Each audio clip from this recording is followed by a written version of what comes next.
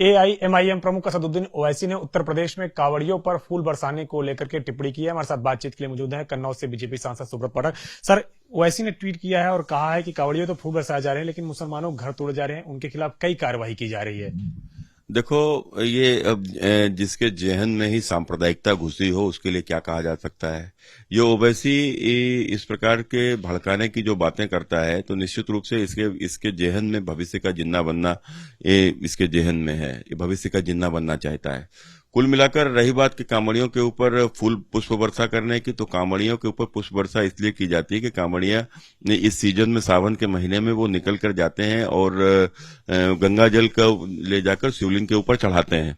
तो ये एक बड़ा उत्सव होता है। तो इस उत्सव को मनाना, चूंकि इस उत्तर प्रदेश के मुख्यमंत्री भी उसी से जुड़े रहे हैं, तो वो मंदिर के महंत रहे हैं। अगर उन्होंने इसमें उनके ऊपर यदि पुष्प वर्षा करा दी तो इसमें कौन सी बड़ी बात? क्या वो अपराधी हैं क्या?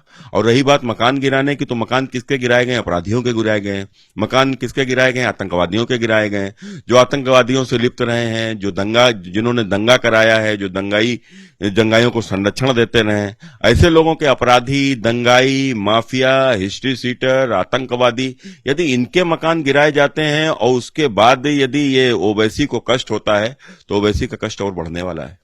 सर, अगर बात करें तो उन्होंने ये भी कहा है कि सड़क पर नमाज पढ़ी जाती है तो उस पर आपत्ति है, लेकिन कांवड़ियों के लिए पूरी तरीके से सड़क रोक दी जाती है, ट्रैफिक डाइवर्ट कर दिया जाता है। देखो, कांवड़िया सड़क के ऊपर साल में एक बार आता है और वो जाता है जल चढ़ाने के लिए। ओवैसी को इस बात को समझना चाहिए। लेकिन सड़क के ऊपर रोक कर नमाज को रोज पढ़ने वाले वो किस आधार पर? क्या कोई उनकी आस्था के लिए वो नमाज पढ़ रहे हैं?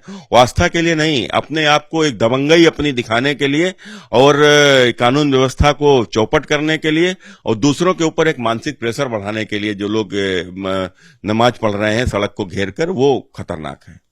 इसके अलावा अगर बात करें तो अखिलेश यादव ने भी ट्वीट किया है और कहा है कि नमामि गंगे में भ्रष्टाचार हुआ, इसकी जांच सीबीआई के द्वारा होना चाहिए।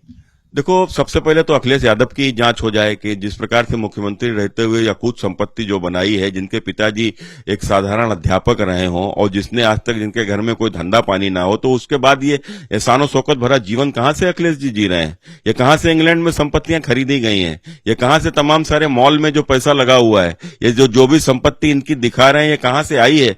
पहले अखिलेश जी इसी की जांच करा लें, तो फिर किसी दूसरे भ्रष्टाचार पर उंगली उठाएं तो अच्छा रहेगा।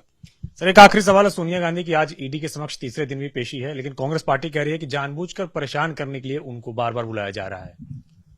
अब कांग्रेस को सोनिया गांधी से अगर पूछताछ होती है तो कांग्रेस को उनकी परेशानी दिखती है, लेकिन जब नरेंद्र मोदी जी को घंटों बैठालकर उनसे पूछताछ होती थी, उनको अपमानित किया जाता था बगैर किसी कसूर के, बगैर किसी दोष के, और किस प्रकार से उनको अपमानित तक किया गया हम सबने देखा था। तो मोदी जी तो नहीं कभी किसी विधायक को लेकर भी गए।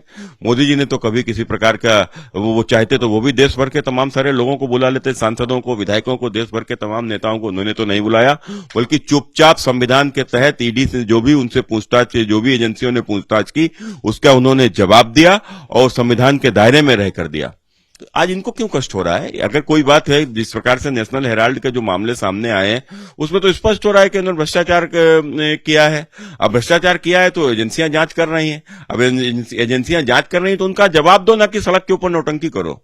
शुक्रिया हमसे बातचीत करने के लिए। बीजेपी के कन्नौज से सांसद सुब्रत पाठक, जिनका कहना है कि अखिलेश यादव ने जो ट्वीट किया है, पहले ही जांच सीबीआई की अखिलेश यादव के खिलाफ होनी चाहिए, क्योंकि इतनी संपत्ति उनके पास आखिर आई कहां से। कमिश्नर धर्मतन के साथ अविनाश तिवारी, एबीपी गंगा, दिल्ली।